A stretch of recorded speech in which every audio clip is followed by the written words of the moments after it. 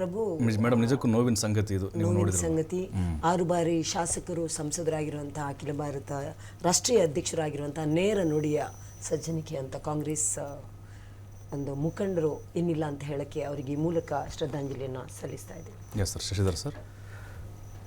ಮುತ್ಸದ್ದಿಗಳು, ಹಿರಿಯ ನಾಯಕರು, ಅಖಿಲ ಭಾರತ ವೀರಶೈವ ಮಹಾಸಭಾದ ರಾಷ್ಟ್ರೀಯ ಅಧ್ಯಕ್ಷರು ಮತ್ತು 6 ಬಾರಿ ಶಾಸಕರು, 1 ಬಾರಿ ಸಂಸದರು ಮತ್ತು ಮಾಜಿ ಮಂತ್ರಿಗಳು ಹಾಗೂ ಶಿಕ್ಷಣ ವಲಯದಲ್ಲಿ ತನ್ನದೇ ಆದಂತಹ ಛಾಪನ್ನು ಮೂಡಿಸಿರ್ತಕ್ಕಂತಹ ಧೀಮಂತ ವ್ಯಕ್ತಿ ಮತ್ತು ಯಾವಾಗಲೂ ವೀರಶೈವ ಲಿಂಗಾಯತ ಸಮಾಜಕ್ಕೆ ಏನಾದರೂ ಒಂದು ಕೊಡುಗೆಯನ್ನು ಕೊಟ್ಟಿರತಕ್ಕಂಥ ಹಿರಿಯ ವ್ಯಕ್ತಿಯನ್ನು ನಾವು ಕಳೆದುಕೊಂಡಿದ್ದೇವೆ.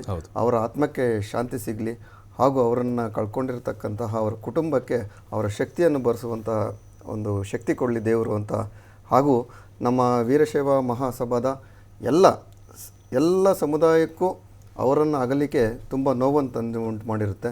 ಅವರಿಗೂ ಸಹ ಅವರ ಶಕ್ತಿಯನ್ನು ಬರೆಸುವಂತಹ ಸಂಕಲ್ಪವನ್ನು ಕೊಡಲಿ ಅಂತ ಈ ಮೂಲಕ ನಾನು ಕೇಳ್ಕೊಳ್ತಾ ಇದ್ದೀನಿ.